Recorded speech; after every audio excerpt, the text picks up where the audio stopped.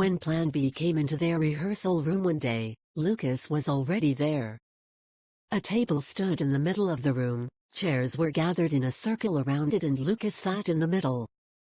"What in the dickens is going on?" asked Sebastian, surprised, and pointed at the chairs and the table. "Well, please sit down first," Lucas demanded. All band members gathered round him.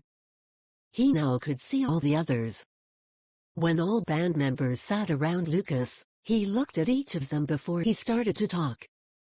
"Well, I've thought about this for a while, but now the time has come to tell you that we need to find a singer with a high, powerful voice. A woman would be the best bet." When Lucas finished, Sebastian was the first one who showed a reaction. "That's a great idea, but she has to look pretty." He tried to sound persuading and hid a smile. Mentally he was happy because then he maybe could find a new love. "Sebastian, seriously? Did you just say that's a great idea? Does that mean I'm not good at singing or what?" Dario felt offended. "Look at me. Do I look like as if I'm not good at singing, as if I would be out of tune all the time?" No, I don't say that you're out of tune or anything like that. We need to find a female singer because—" "Shut the fuck up. I don't wanna hear anything about that bullshit." "Dario, please calm down," Lucas said with a soft voice.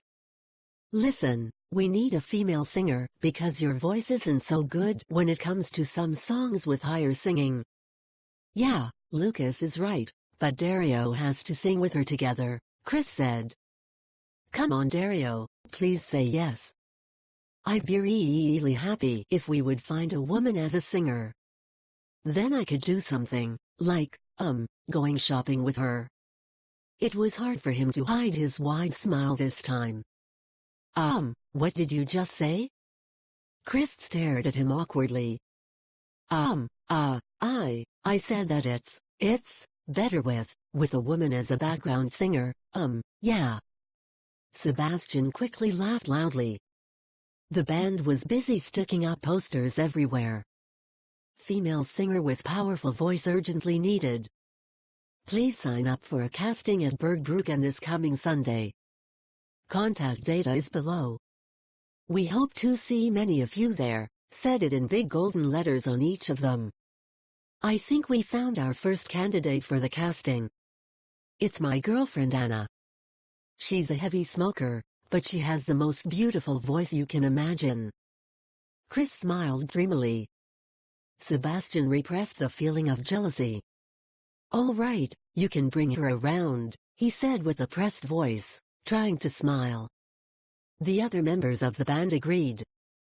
And then Sunday, the day of the casting, was there. When Chris got out of his green Ford Focus, a girl with pale skin, blonde hair and blue eyes followed him. "Hello, I'm Anna," she introduced herself when they both arrived. A strong smell of old and fresh cigarette smoke filled the air when Anna shook the hands of each band member. "Hello. You here to sing something for us today?" "Yes." Dario gave her a microphone. "Okay, 1, 2, 3, he counted. Then a heavy metal growl came out of Anna's mouth, a glass on a nearby table shattered and the amp started to clip, getting loud and louder. "Quick, turn this shit down before my ears die." Lucas pulled the plug. "No, we don't need a singer like you. Get out of here now." Sebastian pushed Chris's astonished girlfriend out of the rehearsal room and shut the door behind him.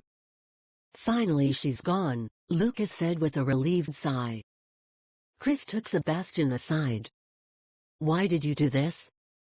he asked in a whispering, but sharp and serious tone. "Well." Sebastian desperately raised his hands. He didn't know what to say. "Throwing my girlfriend out like this. That's very rude of you." "Well, look what she did." Sebastian pointed at the shattered glass. "But why did you have to?" "Ugh, you know what?